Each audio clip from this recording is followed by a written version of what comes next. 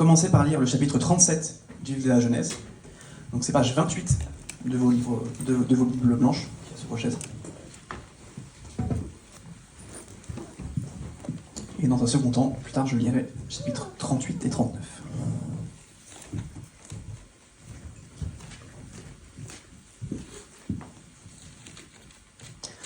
Genèse, chapitre 37.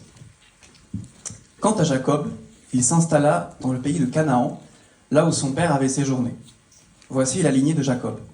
À l'âge de 17 ans, Joseph prenait soin du troupeau avec ses frères. Le garçon était en compagnie des fils de Bila et de Zilpa, les femmes de son père, et il rapportait leurs mauvais propos à leur père. Israël aimait Joseph plus que tous les autres fils, parce qu'il avait eu dans sa vieillesse, et il lui fit un habit de plusieurs couleurs. Ses frères remarquèrent que leur père l'aimait plus que tous, et se mirent à le détester. Ils étaient incapables de lui parler sans agressivité. Joseph fit un rêve, et il raconta à ses frères qui le détestèrent encore plus. Il leur dit : « Écoutez donc le rêve que j'ai fait. Nous étions en train d'attacher des gerbes au milieu des champs, et voici que ma gerbe s'est dressée et restée debout, et même restée debout. Vos gerbes, on l'ont alors entourée et se sont prosternés devant elle. » Ses frères lui dirent : « Est-ce que tu vas vraiment régner sur nous ? Est-ce que tu vas nous gouverner ?» Ils le détestèrent encore plus à cause de ses rêves et de ses paroles. Joseph fit encore un autre rêve, et il le raconta à ses frères. Il dit : « J'ai fait encore un rêve. Le soleil, la lune et 11 étoiles se prosternaient devant moi. » Il le raconta à son père et à ses frères. Son père lui fit des reproches. Il lui dit : « Que signifie le rêve que tu as fait ? Faut-il que nous venions, moi, ta mère et tes frères, nous prosterner jusqu'à terre devant toi ?» Ses frères se montrèrent jaloux de lui, et son père garda le souvenir de cela. Les frères de Joseph étaient allés s'occuper du troupeau de leur père à Sichem.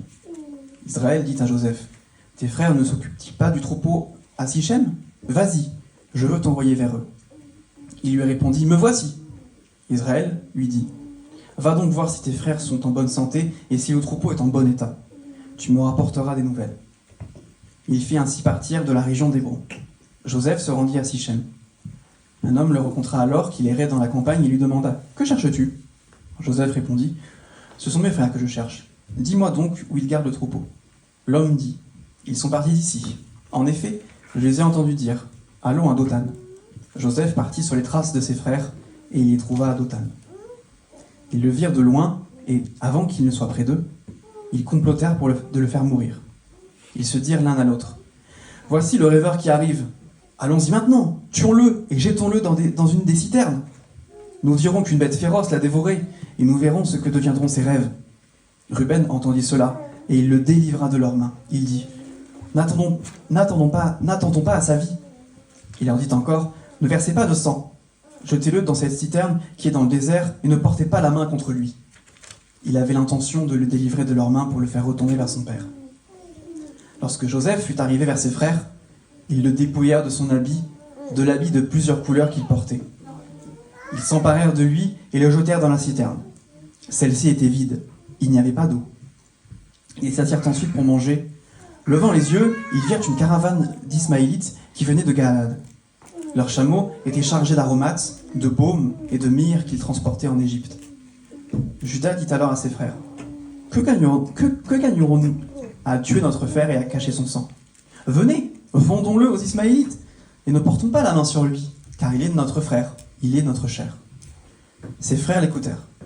Au passage des marchands madianites, ils tirèrent et firent remonter Joseph de la citerne. Et ils le vendirent pour 20 pièces d'argent aux Ismaélites qui l'emmenèrent en Égypte. Lorsque Ruben revint à la citerne, il constata que Joseph n'y était plus. Il déchira ses vêtements, retourna vers ses frères et dit : « Il n'est plus là. Et moi, où puis-je aller ?» Ils prirent alors l'habit de Joseph, tuèrent un bouc et plongèrent l'habit dans le sang. Ils envoyèrent l'habit de plusieurs couleurs à leur père avec ce message : « Voici ce que nous avons trouvé. Reconnais donc si c'est l'habit de ton fils ou non. » Jacob le reconnut et dit : « C'est l'habit de mon fils. Une bête féroce l'a dévoré. » Joseph a été mis en pièces. Jacob déchira ses vêtements, il mit un sac sur sa taille et il mena longtemps le deuil sur son fils. Tous ses fils et toutes ses filles vinrent pour le consoler, mais il refusait d'être consolé. Il disait : C'est dans le deuil que je descendrai vers mon fils au séjour des morts. » Et il pleurait son fils. Quant aux Madianites, ils vendirent Joseph en Égypte à Potiphar, un officier du Pharaon qui était chef des gardes. Donc Genèse 38. À cette époque-là, Judas s'éloigna de ses frères et se retira chez un homme d'Adulam appelé Hira. Là, il vit la fille d'un Cananéen du nom de Shua. Il la prit pour femme et eut des relations avec elle. Elle tomba enceinte et mit au monde un fils, qu'elle appela Er. Elle tomba enceinte et donna naissance à un fils qu'elle appela Onan. Elle mit de nouveau au monde un fils qu'elle appela Shéla. Judas était à Kish, à Ksib, quand elle lui donna naissance. Judas prit pour Er, son fils aîné, une femme du nom de Tamar. Er, le fils aîné de Judas, était méchant aux yeux de l'Éternel, et celui-ci le fit mourir. Alors Judas dit à Onan, « Unis-toi à la femme de ton frère, remplis tes devoirs de beau-frère envers elle, et donne une descendance à ton frère. » Sachant que cette descendance ne serait pas pour lui, Onan perdrait sa semence par terre lorsqu'il devait avoir des relations avec sa belle-sœur, afin de ne pas donner de descendance à son frère. Ce qu'il faisait déplut à l'Éternel, qui le fit aussi mourir.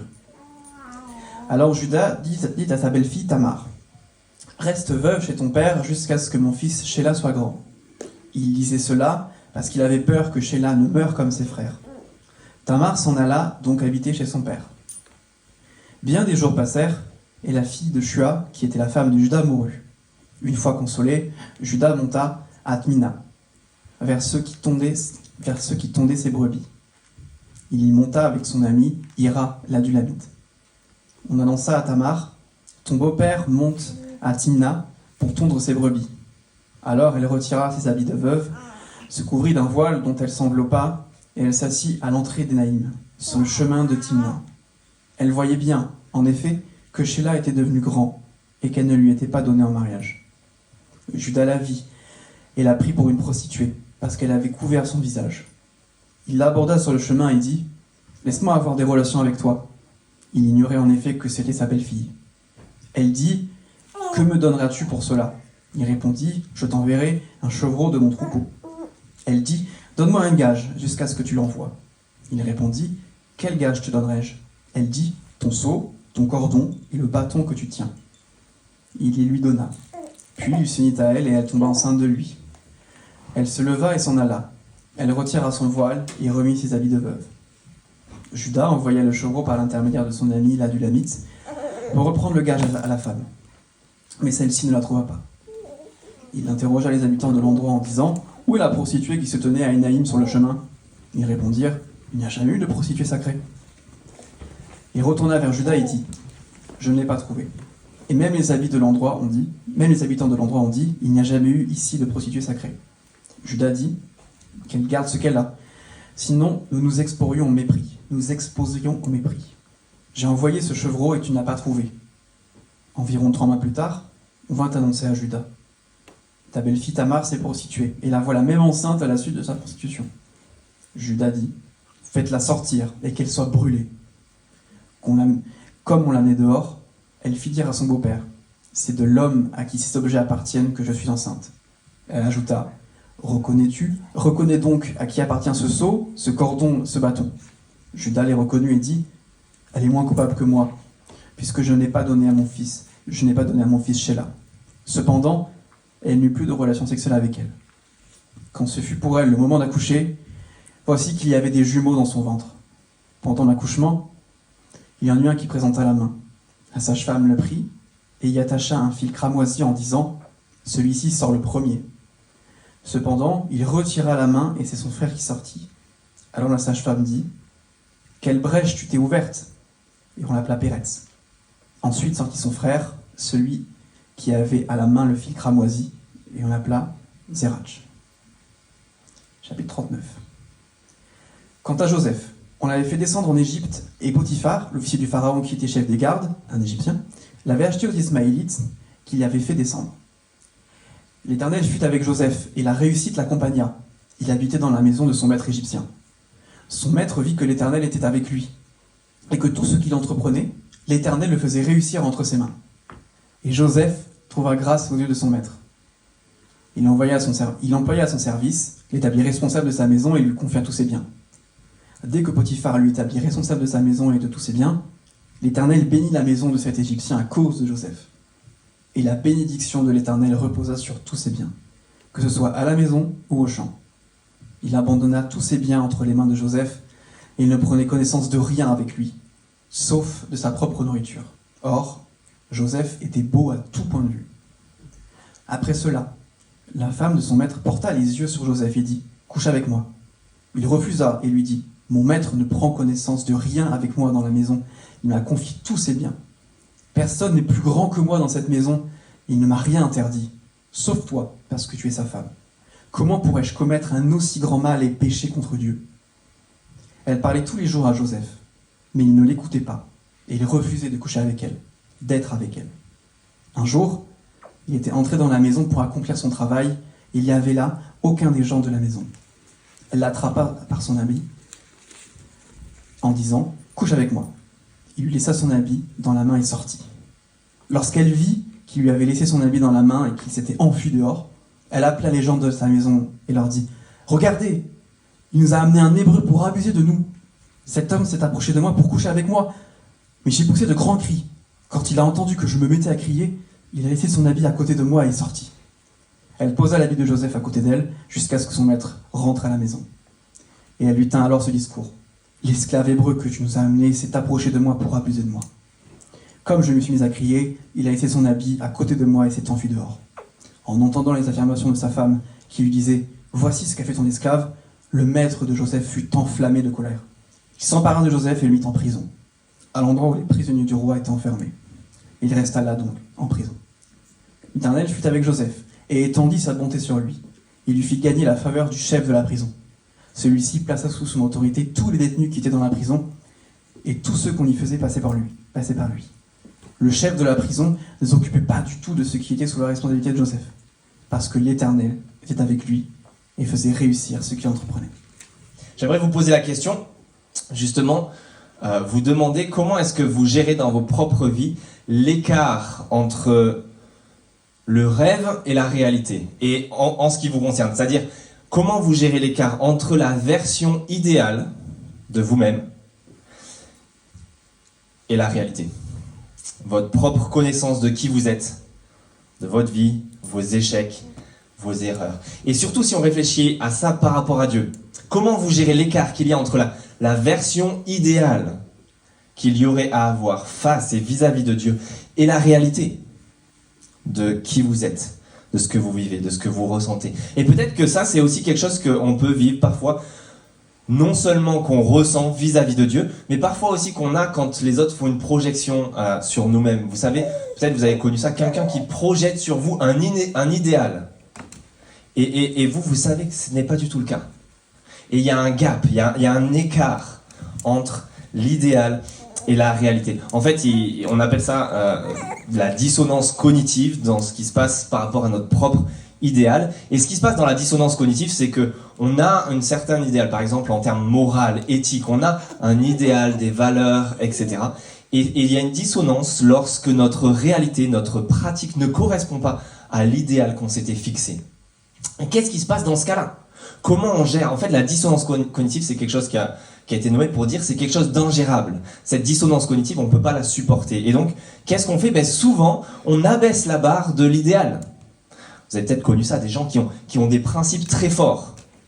Et puis passent un peu de temps, par exemple, sur l'éducation des enfants. Voilà, principe très fort. Passe un peu de temps, vient la réalité. Petit à petit, l'idéal baisse. On abaisse la barre parce qu'on n'arrivait pas à tenir notre propre idéal. Mais c'est le cas pour plein de choses dans la vie en termes moraux. On peut avoir des principes très forts. Et il y a une dissonance cognitive avec notre expérience, notre réalité. Et souvent, on baisse la barre. Ou alors, en fait, cette dissonance cognitive, elle va nous amener à culpabiliser à outrance. Peut-être à nous détester. Ou peut-être parce on l'efface, parce qu'on abaisse la barre à un niveau qui nous va et on rentre à peu près dans les cases. Là, par contre, on va commencer à s'admirer. On remplit à peu près nos propres principes. Oui, personne n'est parfait, mais je suis quand même quelqu'un de bien. Je tiens ce que je me suis fixé et on a baissé la barre. Pourquoi est-ce que je vous dis tout ça ? Parce qu'on arrive dans la dernière section du 4 quarts de la Genèse. La Genèse, c'est 4 quarts, 4 sections. Et en fait, l'avant-dernière section qu'on a finie la semaine passée nous avait montré, en arrivant à la fin, l'avant-dernière section, ça nous montrait l'identité du peuple de Dieu qui est engagé dans une mission. Et si vous vous souvenez, on a traversé ça avec Jacob, et ce qu'on constate, c'est que l'identité de ce peuple, mais c'est un peuple pourri. C'est un peuple qui ne le mérite absolument pas. C'est un peuple comme Jacob qui est trompeur. C'est un peuple qui est choisi par Dieu, mais choisi par pure grâce. Il ne le mérite pas. C'est un peuple qui est pardonné par pure grâce. Il ne le mérite pas. C'est un peuple qui va être transformé par pure grâce et même utilisé par Dieu, par pure grâce, dans sa mission. Jusqu'à maintenant, dans la Genèse, on pourrait résumer ainsi. On avait vu la première partie où pourquoi il y a une mission. C'était l'idée que l'humanité est tombée en rébellion loin de Dieu, loin de sa face, en exil. Et donc l'humanité a besoin de réconciliation avec ce Dieu. Deuxième partie, c'est quoi la mission du coup ? Et on avait découvert que la mission de Dieu, qui démarre dans ce premier livre de la Bible, c'est de retrouver le bonheur, de retrouver la bénédiction perdue de l'Éden, de cette vie avec Dieu où tout se passe bien, par une famille bénie, un Abraham qui est béni afin de devenir une source de bénédiction pour toutes les nations de la terre. Que tout le monde puisse retrouver ce bonheur avec Dieu. Voilà la mission. Troisième partie qui fait partie de cette mission, justement ce peuple qui ne le mérite absolument pas. Une famille pourrie, choisie pourtant par Dieu, transformée, pardonnée et utilisée par lui. Et donc on arrive maintenant à cette dernière section, et ça répond à la question, mais comment tout cela va-t-il se passer ? Comment c'est possible que cette famille, que ce peuple, que ces personnes auxquelles on peut très bien s'identifier, puissent être choisis par Dieu, pardonnés par Dieu, transformés par Dieu, et même utilisés dans sa mission pour bénir toutes les nations de la terre ? Comment ça va s'accomplir, cette mission ? Et c'est ça ce qu'on va voir jusqu'à la fin de la Genèse maintenant. Je n'en dis pas trop plus, on va le voir maintenant. Et donc on arrive dans l'histoire au sein de cette famille maintenant. On ne suit plus un individu, mais une famille. Si vous voulez, jusqu'à maintenant, on a suivi Abraham, Isaac, Jacob. Maintenant, on suit les 12 fils, notamment. Mais dans ces 12 fils, il y a 2 héros, 2 protagonistes. Et si vous voulez, c'est comme les 2 rails d'une voie ferrée. D'accord ? Et ces 2 héros sont Joseph, on l'a lu, et Judas. Voilà, c'est celui dont on parle au chapitre 38. Et ce sont les 2 fils que l'on suit, les 2 héros du récit, comme 2 rails d'une voie ferrée. Et l'un représente le fils idéal. L'un représente l'idéal, et c'est Joseph. Le fils rêvé, si vous voulez, l'idéal. Et l'autre représente le frère mauvais. Et c'est Judas. L'un représente l'idéal devant Dieu, l'autre représente la nécessité. L'un représente l'idéal, la nécessité devant Dieu, et l'autre représente la réalité. Notre triste réalité. Le péché, le mauvais, et c'est Judas. Et il y a un écart immense entre ces 2 frères. Et pourtant, ces 2 frères, ils encadrent tout le récit. Ce sont les 2 rails. Et sur ces 2 rails va avoir lieu le train qui va partir jusqu'à la fin de l'histoire et dans lequel on est embarqué. Et tout le monde se retrouve entre ces 2 fils en quelque sorte. On est embarqués tous et ça nous concerne. Ces 2 fils nous concernent. Ces 2 frères nous concernent.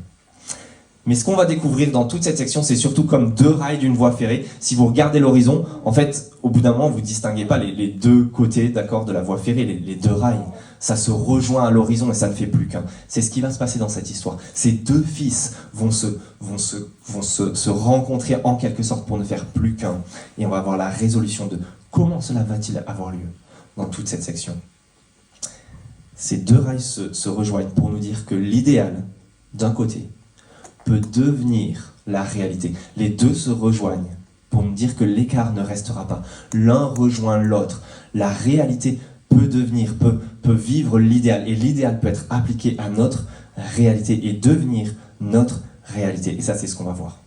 Le fils parfait est là pour remplacer le frère mauvais.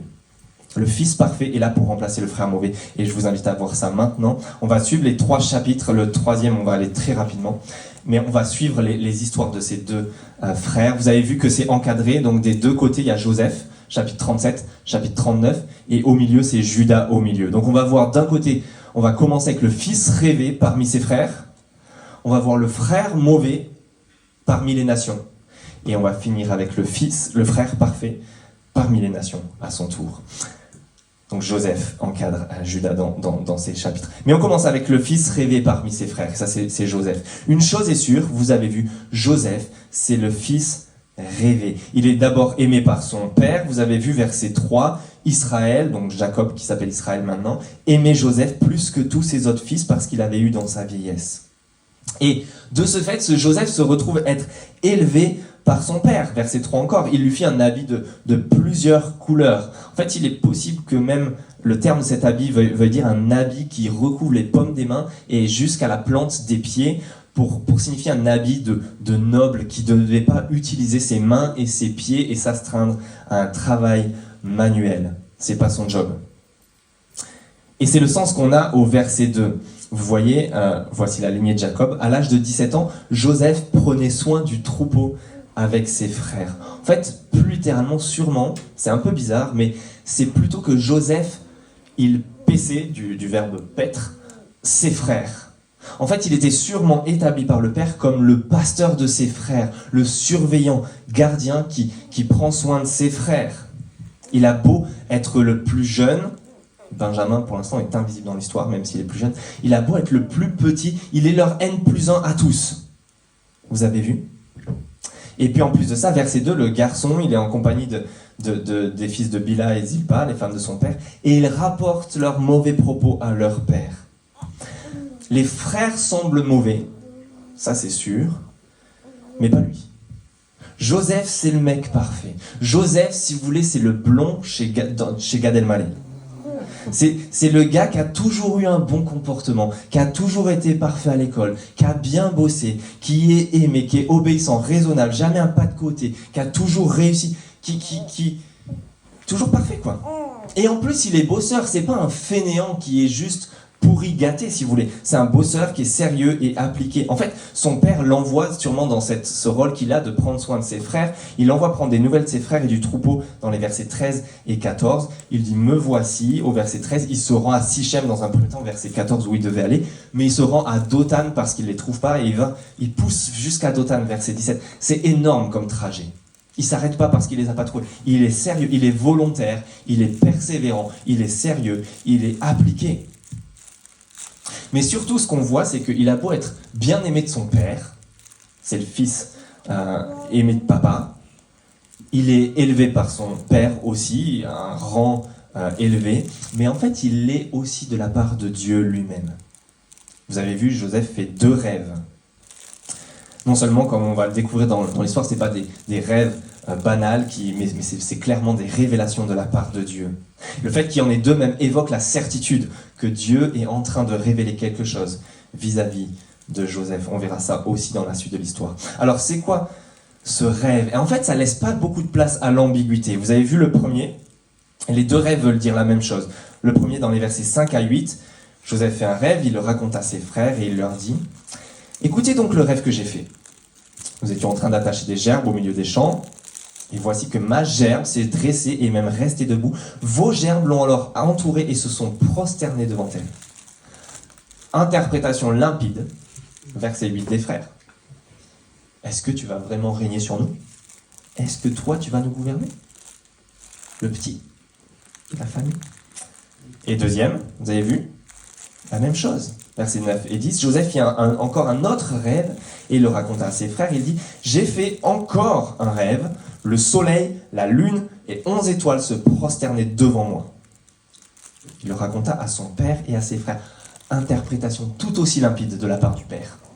Son père lui fit des reproches et lui dit « Que signifie le rêve que tu as fait ? Faut-il que nous venions, moi, ta mère et tes frères, nous prosterner jusqu'à terre devant toi ?» Cependant, vous avez vu verset 11, ses frères se montrent jaloux de lui, mais son père garda le souvenir de tout ça. Joseph semble élevé par Dieu à une haute place à tel point que même ses parents vont lui rendre gloire et honneur. Ceci étant dit, si cet homme, ce frère, ce fils, et aimé et élevé par son père, mais surtout par Dieu. Par contre, il est détesté et abaissé par ses frères. Alors oui, ses frères sont mauvais, on a déjà vu au verset 2, ils rapportent leurs mauvais propos. En fait, ils rapportent leur mal à leur père. Mais surtout, ce mal est dirigé contre lui. Verset 4, ses frères remarquèrent que leur père l'aimait plus que tous et se mirent à le détester. Ils étaient incapables de lui parler sans agressivité. Verset 5, Joseph fit un rêve, il le raconta à ses frères, ils le détestèrent encore plus. Verset 8, ils le détestèrent encore plus à cause de ses rêves et de ses paroles. Verset 11, ses frères se montrèrent jaloux de lui. Vous avez vu, ses frères le détestent, et de plus en plus. Mais maintenant, ils vont aller jusqu'à l'abaisser, jusque dans la mort, en quelque sorte. Ils vont le faire descendre jusque dans la mort. Verset 18 à 20, lisez ça avec moi. Ils le virent de loin, et avant qu'il ne soit près d'eux, ils complotèrent de le faire mourir. Voici le rêveur qui arrive. Allons-y maintenant, tuons-le et jetons-le dans une de ces citernes. Nous dirons qu'une bête féroce l'a dévoré. Nous verrons ce que deviendront ses rêves. Littéralement, une bête féroce est une bête malfaisante, malveillante, une bête mauvaise. En fait, les frères sont cette bête. Ils vont inventer l'histoire de la bête, mais eux sont cette bête mauvaise. Ils sont mauvais. Et toute leur haine est dirigée contre Joseph. Ils sont comme une bête mauvaise qui veut juste tuer Joseph et le faire descendre au plus bas. Et regardez, c'est ce qu'ils font, versets 23-24. Quand Joseph arrive, il le dépouille de son habit. Il s'empare de lui, le jette dans la citerne. Celle-ci était vide, il n'y avait pas d'eau. Alors, il ne faut pas croire qu'ils sont en train d'avoir des remords et qu'en fait, ils le laissent en vie.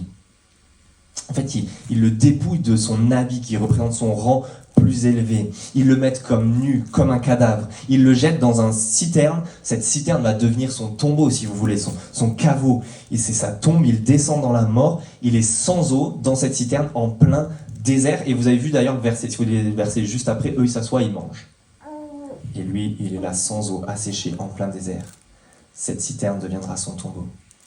Et puis vous avez deux frères dans l'histoire qui sont mis en contraste. Il y a Ruben, c'est l'aîné en fait de tous, et donc il porte la responsabilité. Certainement, il veut quand même revenir en odeur de sainteté auprès de papa, ou surtout ne pas revenir pire qu'avant, parce que Ruben, c'est celui qui a trompé son père. Il a essayé de prendre sa place en couchant avec la concubine de son père. Il a essayé un putsch par le passé, ça n'a pas marché. Et donc s'il revient sans Joseph, il aggrave sa situation d'aîné. Donc il ne veut pas alourdir son bilan comptable. Et versets 21-22, ils cherchent à délivrer Joseph de leurs mains. Mais regardez, il y a Ruben l'aîné d'un côté, et regardez le contraste, c'est Judas, celui qui va devenir notre héros, le quatrième. Versets 26 à 28, lisez encore avec moi. Judas dit alors à ses frères, « Que gagnerons-nous à tuer notre frère et à cacher son sang ? Venez, vendons-le aux Ismaélites. Ne portons pas la main sur lui, car il est notre frère, il est de notre chair. » Ses frères l'écoutèrent, et au passage des marchands madianites, ils le tirèrent et firent remonter Joseph de la citerne. Ils le vendirent pour 20 pièces d'argent aux Ismaélites qui l'emmenèrent en Égypte. Alors, il ne faut pas croire dans la lecture que Judas, il a une certaine morale, et donc lui aussi, en fait, c'est un stratagème pour délivrer son frère. En fait, peut-être que c'est ce qu'il dit quand même, il ne veut pas se salir les mains. On va pas porter la main sur lui parce qu'il est notre frère, il est de notre chair. Mais ce qu'il propose, c'est une autre manière de le tuer, mais juste en commandite. On ne se salit pas les mains, les autres font le sale boulot, et surtout, on y gagne quelque chose. Si on le tue, on n'y gagne rien. On peut se faire de la thune. Ça, c'est ça. Une pierre, deux coups. Judas a la bonne idée. On ne se salit pas les mains, et en plus, on se fait de l'argent. On y gagne. Et les autres le suivent. Et puis on a une mise en scène en quelque sorte de la mort de Joseph, ou ce qui correspond. Vous avez vu, verset 31, il plonge l'habit de Joseph, ils prirent l'habit de Joseph, tue un bouc et plonge l'habit dans le sang de ce bouc. Et verset 33-36, Jacob le reconnut et dit, c'est l'habit de mon fils. Une bête malfaisante l'a dévoré. Joseph a été mis en pièces. Jacob déchire ses vêtements, met un sac autour de sa taille, mène longtemps le deuil sur son fils. Tous ses fils et ses filles vinrent pour le consoler, mais il refusait d'être consolé. Il disait, c'est dans le deuil que je descendrai vers mon fils au séjour des morts. Et il pleurait son fils. Vous avez vu, Joseph est en quelque sorte mort. Et en même temps, quant aux Madianites, ils vendirent Joseph en Égypte à Potiphar, un officier du Pharaon qui était chef des gardes. En quelque sorte, Jacob pleure son fils mort. Et quand il est vendu en Égypte, c'est comme s'il mourait, en quelque sorte. Joseph, il est aimé et élevé par Dieu, et pourtant il est détesté et abaissé par ses frères. Pourquoi ? Parce que Joseph, c'est le fils trop parfait. C'est le frère trop parfait. C'est le portrait robot du gars à qui tu devrais ressembler. Ton frère, mais en mieux, en tout bien, pas comme toi. Quelqu'un qui me racontait que tous ses frères étaient passés avant lui à l'école, et c'était des gens bien, et lui il était le petit dernier, il arrivait dans la famille, et tous les profs bien sûr disaient « Ah, toi t'es un... » Enfin, je dirais pas son nom de famille, mais toi t'es telle personne, voilà, donc ça va bien se passer. Et en fait c'était pas le cas. Vous connaissez peut-être ça, en fait on a le portrait robot des gens bien, et ça nous renvoie au visage nos propres échecs, nos propres erreurs. Et quand tu as en face de toi ce miroir qui te projette tes propres défauts, tu lui en veux. Tu lui en veux. Quand on te dit t'aurais pas dû être comme ça, tu aurais dû être comme ça, tu devrais faire comme ça, en fait regarde lui. Ça c'est ce que tu devrais être, ça c'est ce que tu devrais faire, regarde-le. Ça ne te donne qu'une envie, c'est de l'enterrer. Et dans un certain sens, c'est ça ce qui se passe quand on arrive avec ce portrait robot de Joseph. On n'aurait pas dû être comme ça, on aurait dû être comme lui. Regarde-le lui. Regarde à quoi il ressemble, regarde, et c'est ce qui se passe quand on regarde Dieu lui-même en quelque sorte. Dieu élève ce Joseph parce que c'est le portrait robot de ce qu'on devrait, de l'idéal. Regarde la loi de Dieu, regarde la perfection. En fait, regarde en réalité à la fin de la fin, regarde son fils, regarde Jésus. Et d'une certaine manière, on l'a tous détesté. Il est trop beau, il est trop parfait, il n'est pas comme nous. Et donc c'est culpabilisant. C'est culpabilisant, et donc on a envie aussi de lui enlever un peu ses habits de perfection. On en fait un Jésus à notre image, en quelque sorte, on veut le changer parce qu'il est pas comme nous. Il est beaucoup trop parfait, et ça nous renvoie à nos propres erreurs. On le descend et on l'abaisse. Et puis finalement, on le tue, on l'écoute pas, on veut plus entendre ses paroles, on veut plus entendre ce que ce Dieu nous renvoie. On ne lit plus la Bible. Ce Fils de Dieu ultime, ce Jésus pour nous, et ce frère parfait, et l'idéal, et que parfois on ne veut plus voir parce qu'on est en train de se dire qu'il est trop parfait, et ça nous renvoie à nos propres échecs. Et pourtant, on en a tellement besoin, et ça c'est ce qu'on va voir avec le frère mauvais. Parce qu'en parallèle du Fils parfait, il y a le frère mauvais.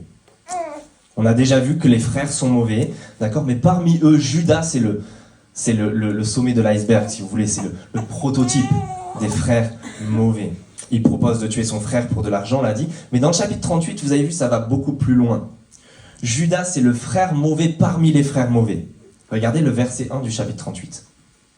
À cette époque-là, Judas, pardonnez-moi, mais littéralement encore, Judas descendit de ses frères, il se sépare, mais c'est descendit de ses frères et se retira chez un homme d'Adulam appelé Ira. Pourquoi descendit ? Pourquoi c'est important ? Parce qu'en fait, en quelque sorte, Judas, pas Joseph, pas Jésus, Judas, il descend encore plus bas que ses frères, dans le mal, dans le mauvais, dans tout ce chapitre. Vous avez vu verset 2, il voit la fille d'un Cananéen du nom de Shua, il la prend pour femme, il a des relations avec elle. Il voit, prend et consomme, encore une fois, un fruit défendu. C'est tout le temps dans la Genèse. Jusqu'ici, on a vu se marier avec quelqu'un qui n'est pas croyant, qui ne fait pas partie du peuple de Dieu, n'est pas bon. Et Judas n'en a rien à faire. Conséquence terrible pour lui. Que cherche Judas encore ? Qu'est-ce qu'il cherche, versets 3 et 5 ? Pourquoi est-ce qu'il fait ça ? Regardez ce qu'il cherche dans les versets 3 à 5. Elle tombe enceinte et mit au monde un fils qu'elle appela Er, tombe enceinte et donne naissance à un fils qu'elle appelle Onan. Elle mit de nouveau au monde un fils qu'elle appelle Shelah. Judas était à Chypre quand elle lui donne naissance. En quelque sorte, Judas est en train de faire ce que Jacob avait fait avec ses femmes, etc. Il est en train de chercher une descendance nombreuse. 3 fils déjà, il n'a pas traîné. Et même il cherche le petit-fils. Vous avez vu verset 6 ? Judas prit pour son fils aîné, une femme du nom de Tamar. Il a l'initiative. Il veut que ça se marie. Il veut que ça fasse des enfants. Il veut chercher cette descendance nombreuse que pourtant Dieu avait promise. Mais il la cherche. Il est dans la famille de la promesse.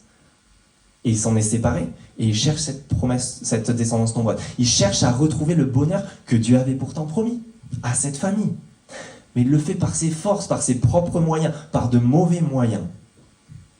Et il prend les devants, il ne perd pas de temps. De la même manière, c'est ce qu'on fait quand on fait nos plans, qu'on a nos idées, nos envies, notre manière de mener notre barque et de mener notre vie.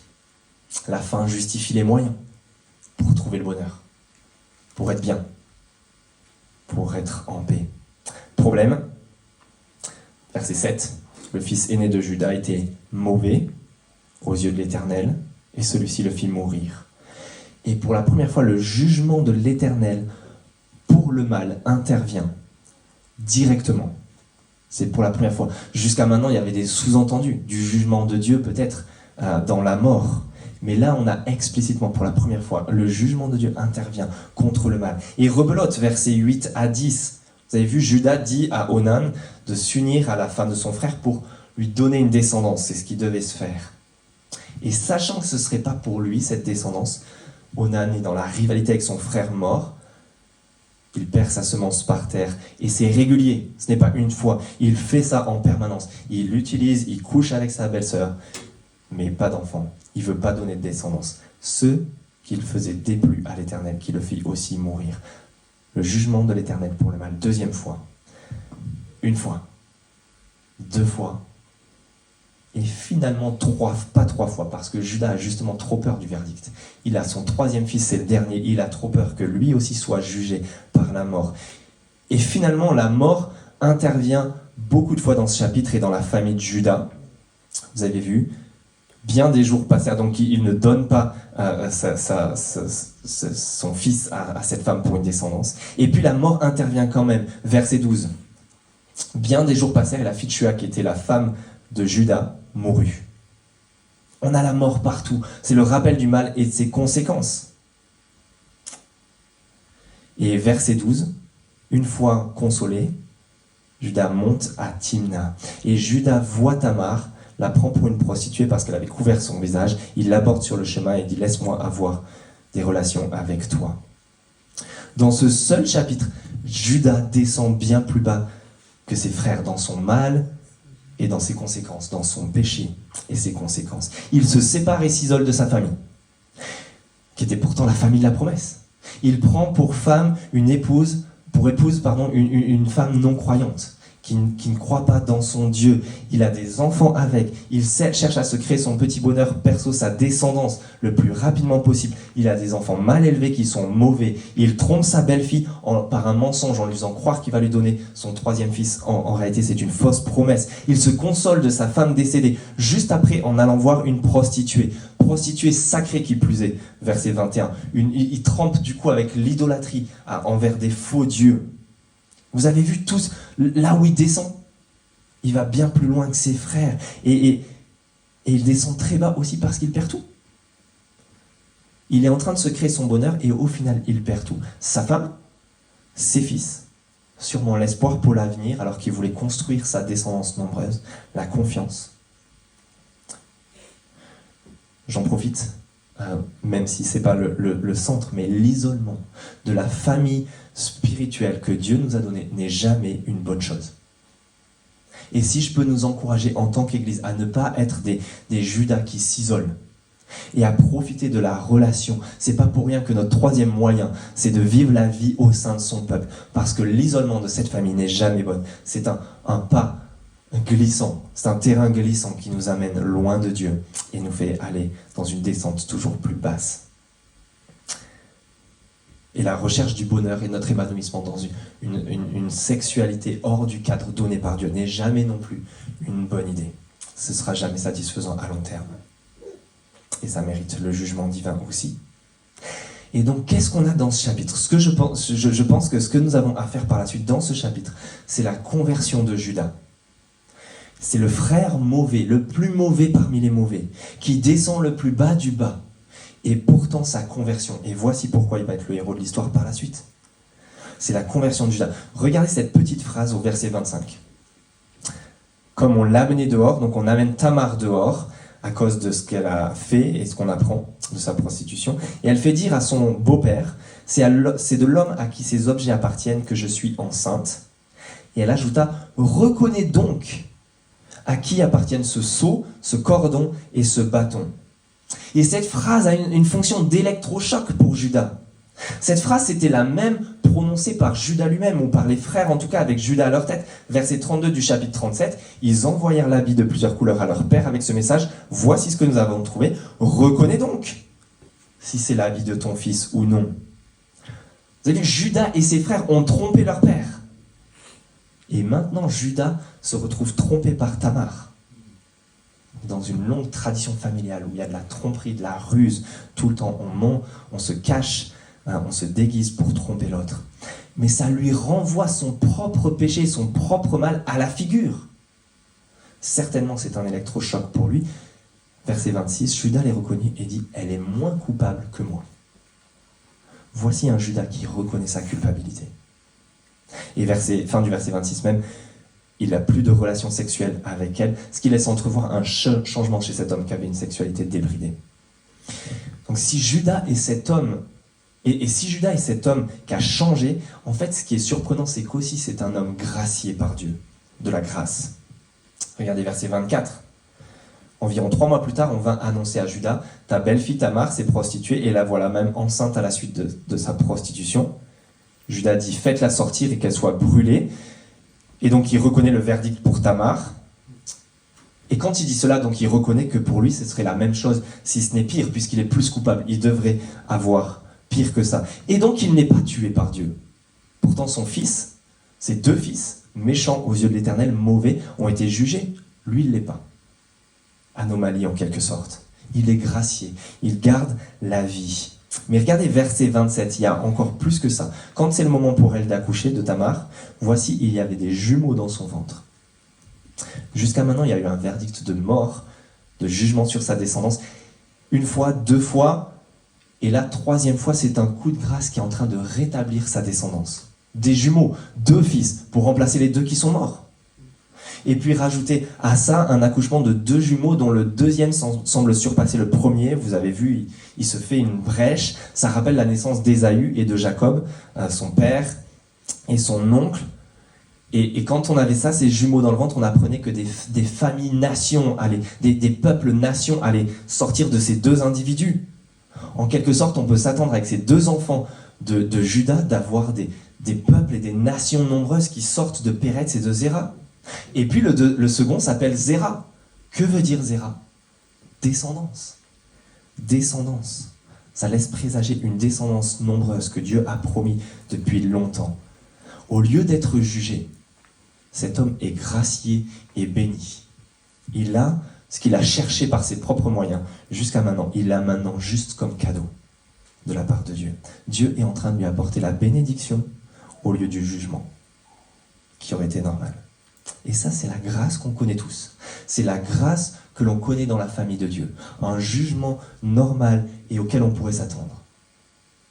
Et lorsqu'on reconnaît ce mal et notre culpabilité devant ce Dieu, on a un Dieu qui vient bénir au lieu de juger. Un Dieu qui donne toutes ses promesses qu'on recherche tant. Tout ce bonheur, toute cette bénédiction. Et en réalité, c'est la bénédiction non seulement pour lui, mais même pour Tamar. C'est elle qui est mentionnée avec ses 2 enfants dans les versets 27 et 30. C'est elle qui sera mentionnée aussi comme ascendance du Messie par Péretz. Cette Tamar va se retrouver dans la lignée de Jésus-Christ lui-même, du Messie. Pourquoi ?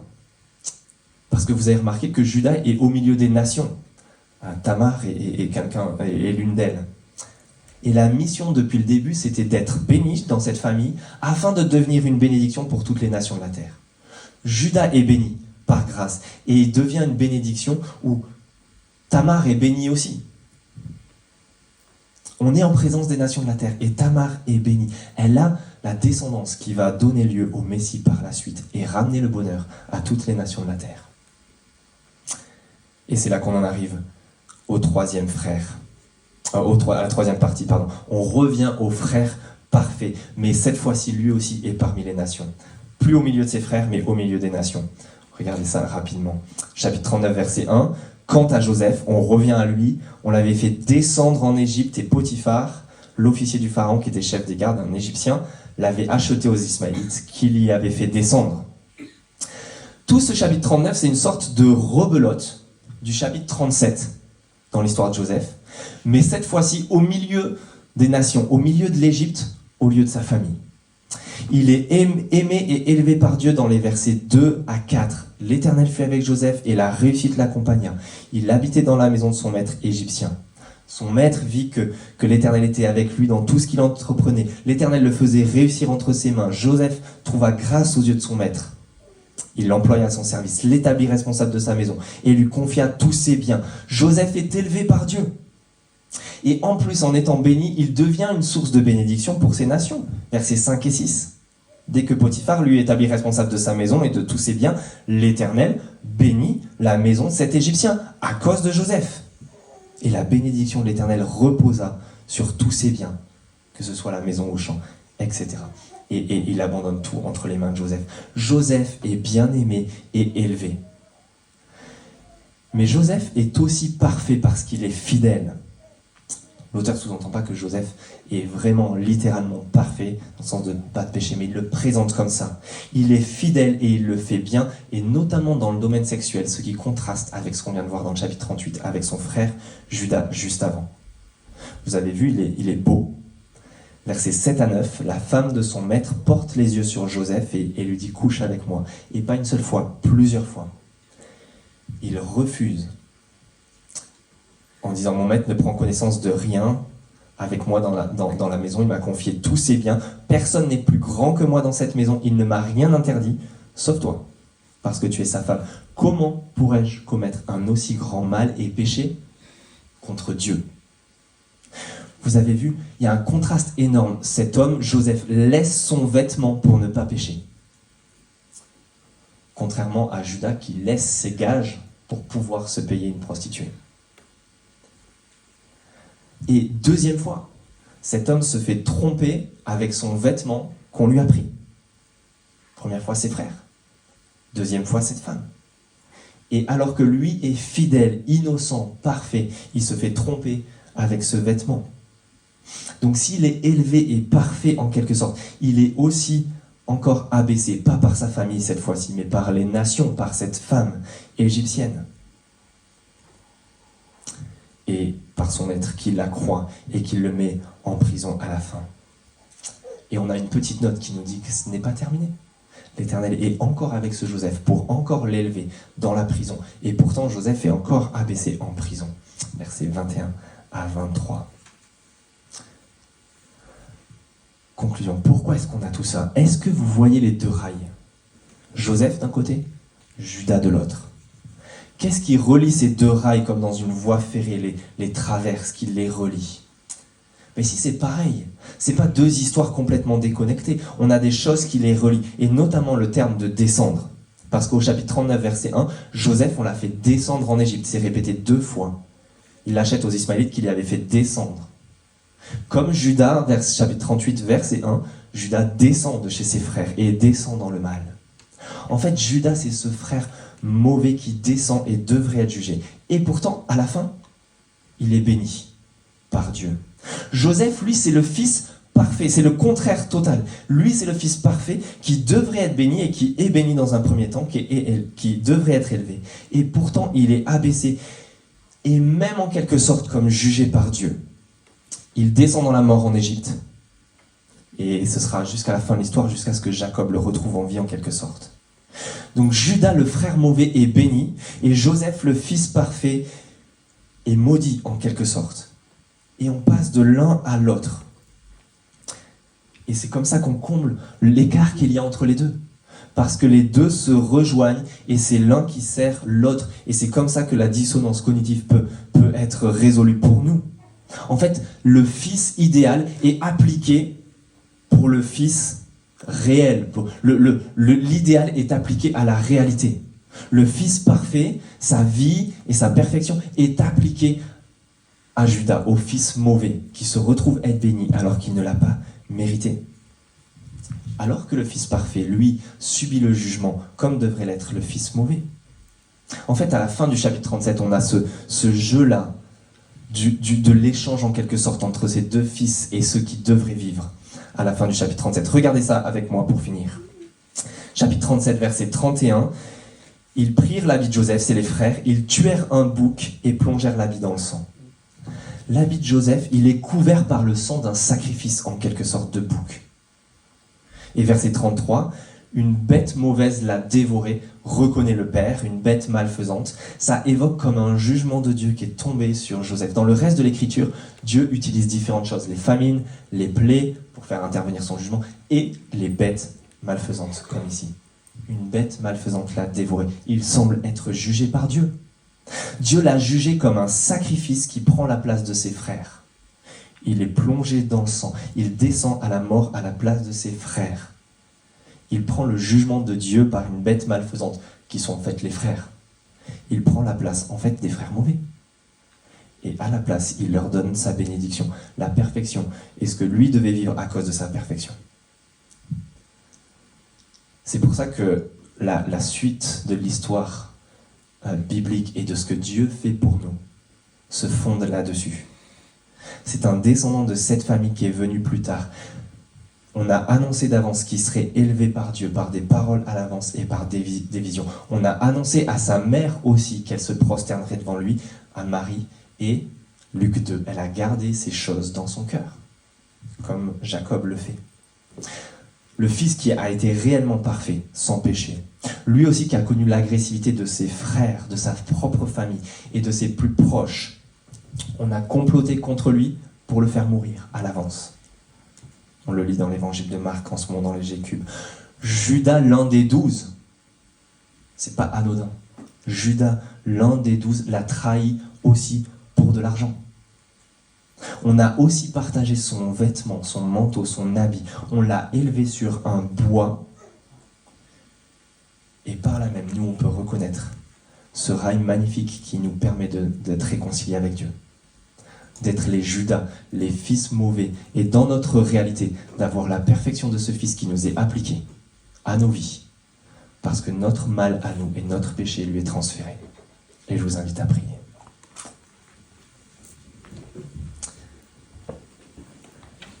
Notre Père, on veut te remercier pour le Fils parfait et ultime, Jésus-Christ. Merci pour ce Fils qui est devenu un sacrifice à notre place. Merci pour celui dont on lit dans Ésaïe 53 que ce sont nos souffrances qu'il a portées, c'est nos douleurs qu'il s'est chargé. On l'a considéré comme puni, frappé par toi et humilié, mais il était blessé à cause de nos transgressions, brisé à cause de nos fautes. La punition qui nous donne la paix, la bénédiction, est tombée sur lui. Et c'est par ces blessures que nous sommes guéris. Nous étions tous comme des brebis égarées, en suivant notre propre voie, notre propre chemin, pour attraper le bonheur. Et pourtant, l'Éternel a fait retomber sur lui nos fautes à tous. Merci pour ce Fils parfait, qui nous met devant les yeux notre mal, notre péché. Et comme Judas, nous voulons le confesser. Nous voulons nous reconnaître coupables et profiter du pardon qui nous est offert en Jésus-Christ, par celui qui a donné sa perfection pour que nous puissions être bénis, retrouver le bonheur, et qui prend sur lui notre malédiction, nos fautes, nos péchés. Et c'est en son nom que nous te remercions. Amen.